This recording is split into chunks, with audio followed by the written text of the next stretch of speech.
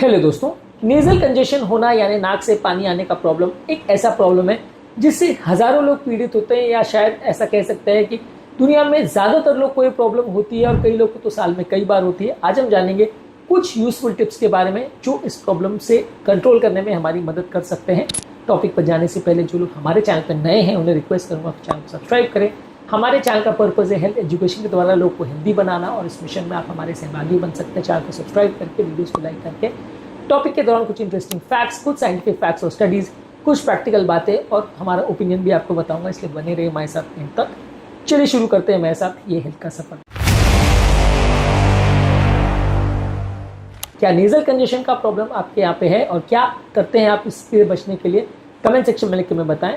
इस मामले में स्टीम इनहेलेशन यूजफुल है। यदि आप स्टीम को इनहेल करते हैं 5 से 10 मिनट, यानी कि भाप लेते हैं दिन में 2 से 3 बार, तो ये आपकी म्यूकस जो लेयर बन जाती है उसको लूजन करने में मदद करता है और इससे आपकी ओवरऑल जो कंजेशन है उसकी प्रॉब्लम को कम करने में मदद मिलती है। इसके अलावा आप ह्यूमिडिफायर का प्रयोग कर सकते हैं। ये आपकी घर की हवा को मॉइस्ट रखता है।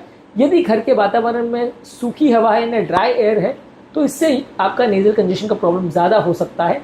इसके अलावा आप एक तौलिए में थोड़ा उसको गर्म पानी में डुबो करके उसको अपने अगर नाक पर और फोरहेड पर रखते हैं तो ये आपके साइनस के प्रेशर को कम करता है और ड्रेनेज को इम्प्रूव करता है। ये भी कुछ हद तक उपयोगी हो सकता है नेजल कंजेशन के पेशेंट्स में। इसके अलावा यदि आप पानी ज़्यादा मात्रा में पीते हैं तो पानी बार बार पीने से और खासकर गर्म पानी पीने से, जैसे पानी है, सूप है, हर्बल टी है, ये आपके नेजल म्यूकस मेम्ब्रेन को और म्यूकस को लूज करता है। इसकी वजह से भी नेजल कंजेशन में फायदा मिल सकता है। कई लोग को सोते समय सिर का जो एंड है उसको अगर थोड़ा एलिवेट करके रखते हैं, एक आध एक्स्ट्रा पिलो लेके, तो इससे भी आपके नेजल पैसेजेस का क्लियरेंस थोड़ा बेटर होता है और इससे भी आपको फायदा मिल सकता है। इसके अलावा आप सलाइन स्प्रेज या ड्रॉप्स का प्रयोग कर सकते हैं। Over the counter available option है, दवाई की दुकान में आपको मिल जाता है। यह आपके नाक के अंदर जो एलर्जी करने वाले तत्व है उनको क्लियर करने में मदद करता है। कई बार वहाँ धूल या म्यूकस फंस जाता है, उसको क्लियर करने में मदद करता है। इसकी वजह से भी कई बार बार कंजेशन होती है, तो उसको कम करने में मदद करता है। इसके अलावा कुछ डीकंजेस्टेंट स्प्रेज जैसे ऑक्सीमेटाजोलिन, ये आपको शॉर्ट टर्म रिलीफ के लिए यानी मैक्सिमम 3 दिन के लिए इसका प्रयोग कर सकते हैं। बहुत ज़्यादा अगर आप इसका यूज़ करोगे तो रिबाउंड कंजेशन होगा,